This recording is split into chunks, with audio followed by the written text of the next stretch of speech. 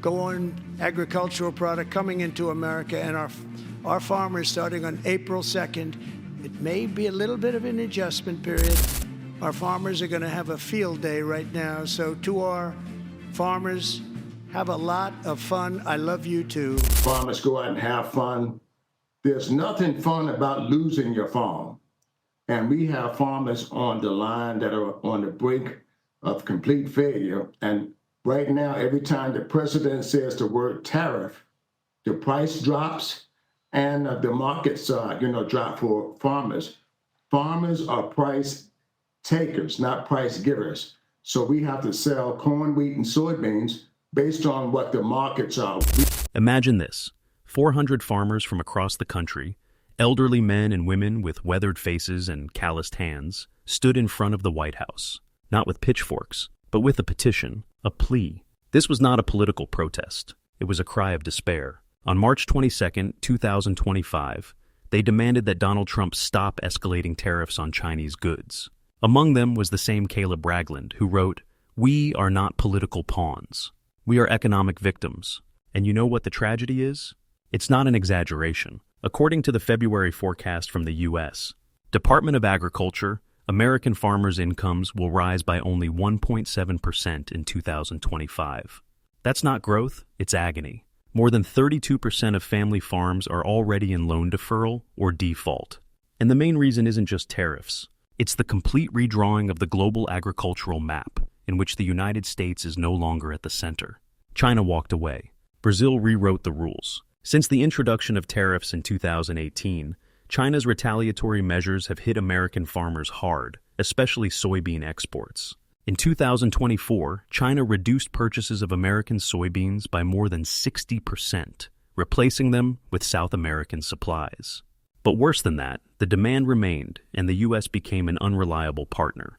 While fertilizer costs rose by 28%, diesel by 41%, and equipment maintenance skyrocketed due to logistics failures, product prices collapsed.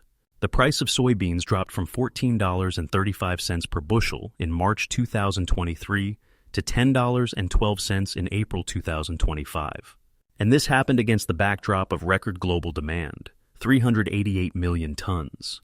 But the market went elsewhere. The silos are full, but there are no buyers. This is not just a crisis, it's a collapse. China no longer depends on the United States. Over 4 years, it signed long-term contracts with Brazil totaling nearly $30 billion, securing stable supplies through 2033. Beijing invested more than $15 billion into Brazilian infrastructure, building railways, modernizing ports, and creating entire logistical corridors. Today, 73% of soy imported by China comes from Brazil. The U.S. share is just 13%, its lowest since 2004. Why Brazil? Because predictability matters most. China doesn't tolerate volatility. The U.S. turned agricultural trade into a geopolitical tool. Brazil, on the other hand, offered stability and payments in yuan. While Washington imposes sanctions, BRICS is building an alternative economy. BRICS today is not a club, it's a bloc, and they are taking control of agricultural markets. In August 2024, an agreement on food sovereignty was signed within BRICS Plus. The goal, to increase internal food trade by 50% over 5 years. Already today, more than $42 billion circulate within the bloc without using the dollar. Yen, rupees, rubles, anything but American currency. According to the IMF, Russia and China are investing heavily in the agriculture of partner countries. India increased its rice and wheat exports by 38% in just the past year, pushing the United States out of Southeast Asia.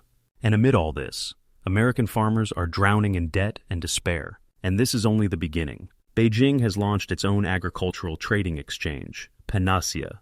In the first quarter of 2025 alone, contracts worth $4.1 billion were signed, just for soybeans and corn. All transactions were settled in yuan and digital yuan.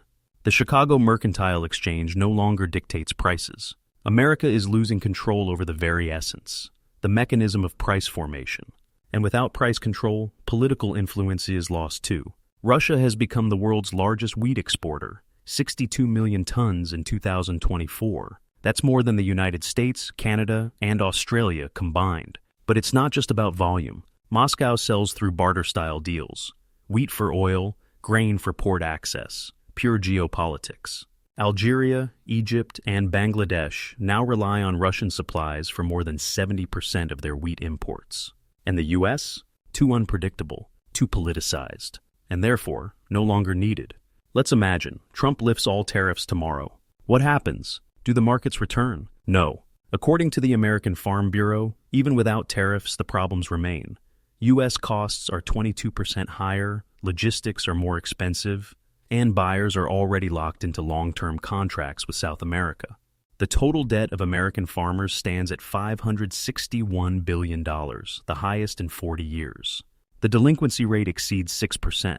And most importantly, the next generation isn't going into farming. Forecast: a 20% decline in new farmers by 2028.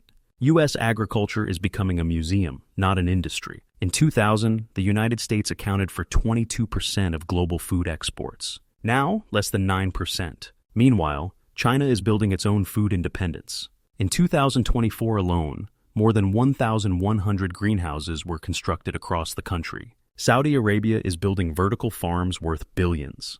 And the U.S., drowning in the past. Innovation exists, but no one is buying it. Because agriculture today is about sovereignty and strategy, not just abundance.